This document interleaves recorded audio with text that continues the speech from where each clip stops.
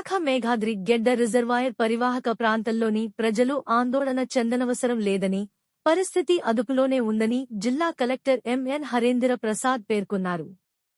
ఎడతెరపి లేకుండా కురుస్తున్న వర్షాలతో పెందుర్తి మండలంలోని మేఘాద్రిగెడ్డ రిజర్వాయర్ స్థితిగతులను విశాఖ పశ్చిమ ఎమ్మెల్యే గణబాబుతో కలిసి జిల్లా కలెక్టర్ సోమవారం పరిశీలించారు.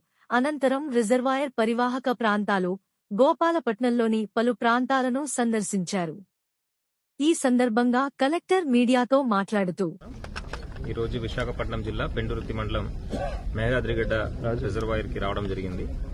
ఇక్కడ ప్రస్తుతానికి నీళ్లు 57.4 అడుగులు ఉంది ప్రజెంట్. ఫుల్ రిజర్వాయర్ లెవెల్ అయితే 61 ఫీట్ అండి.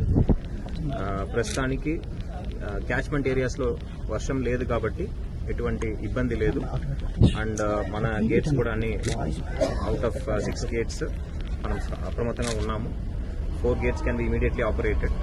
దాని ద్వారా నీళ్ళని కింద ప్రాంతాన్ని వదలడానికి వీలుగా ఇరిగేషన్ శాఖ కానీ, పోలీస్ శాఖ కానీ, రెవెన్యూ శాఖ కానీ సిద్ధంగా ఉన్నారు.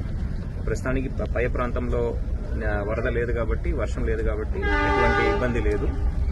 అండ్ డ్రింకింగ్ వాటర్ పర్పస్ కోసం మనం పూర్తి స్థాయిలో ఇప్పుడు నింపుకుంటున్నాము. ఈ రాబోయే కాలంలో మంచినీరు సరఫరాకి ఇది తప్పకుండా పనికి వస్తుంది.